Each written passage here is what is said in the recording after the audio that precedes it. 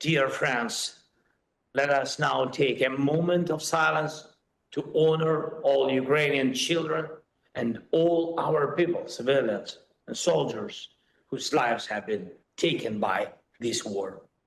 Please.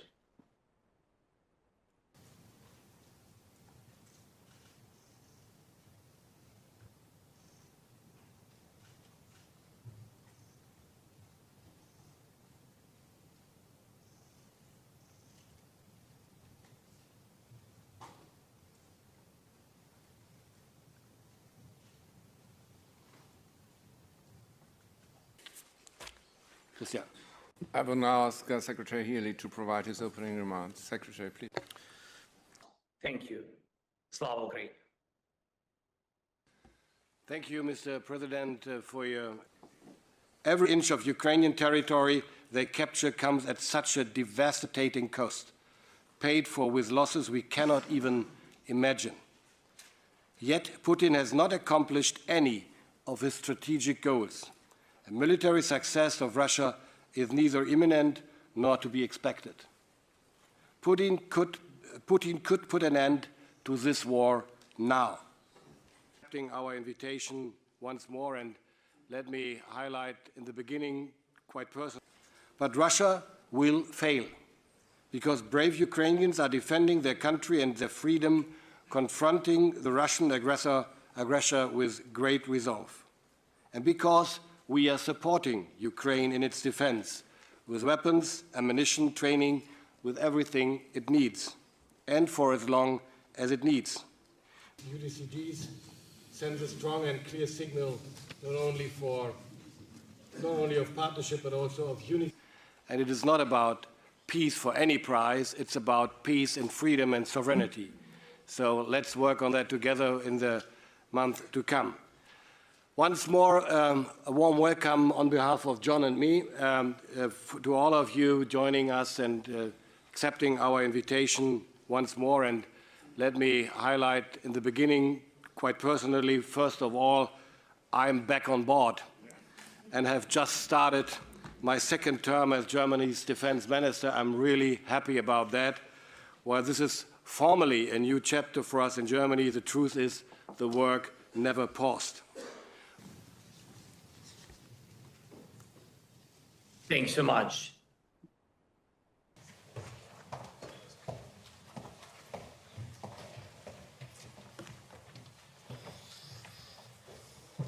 Our enduring and our accelerating support for Ukraine.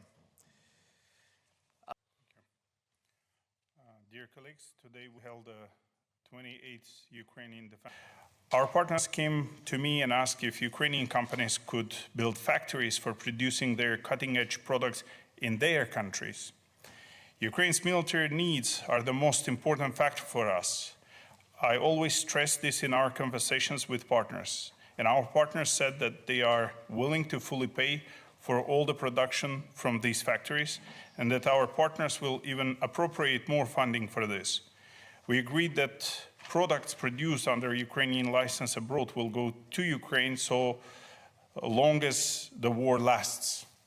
We're looking forward to considering all proposals from the interested partner states.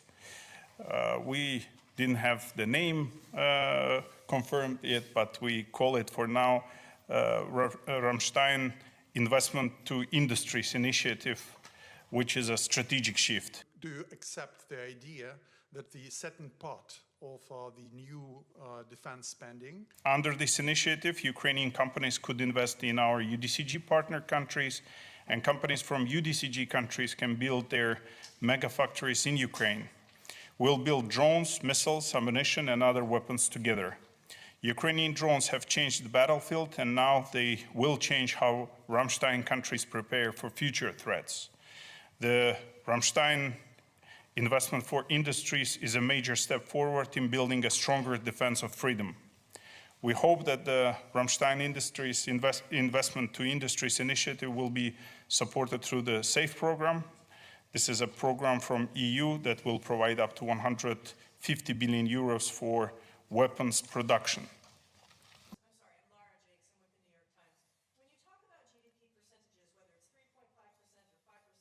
Our partners are ready to move ahead. This is a win-win for everyone. Ukrainian companies can invest in Europe, and European companies or Euro-Atlantic companies can build their factories in Ukraine. Ukrainian companies, of course, will gain access to financing, advanced technologies, and new production sites, and strategic partnerships with leading global players. Our allies will have the opportunity to build their industrial strengths, but with all weapons supplied to Ukraine. Together, we are not only defending freedom, we are shaping the future of Ramstein defense. Thank you very much, Secretary of State Healy, Minister Pistorius, Minister Umarov. We'll now take questions. It's quite clear that this war must end in the end at the negotiating table and not on the battlefield. It's why President Trump's ceasefire initiative is so important. Putin has talked about peace, but shown he's unwilling to negotiate.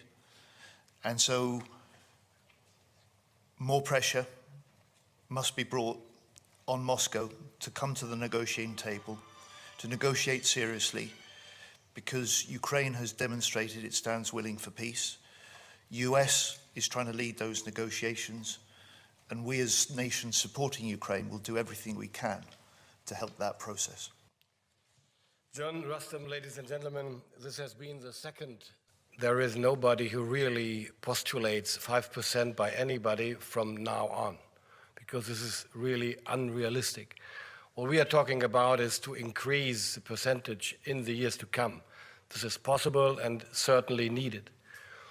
We will, as John highlighted too, we will discuss that topic on the summit. And it's not about disappointing anybody. It's about negotiating about what is necessary and about what is possible. This is a negotiation between grown-up people and responsibilities in the nations.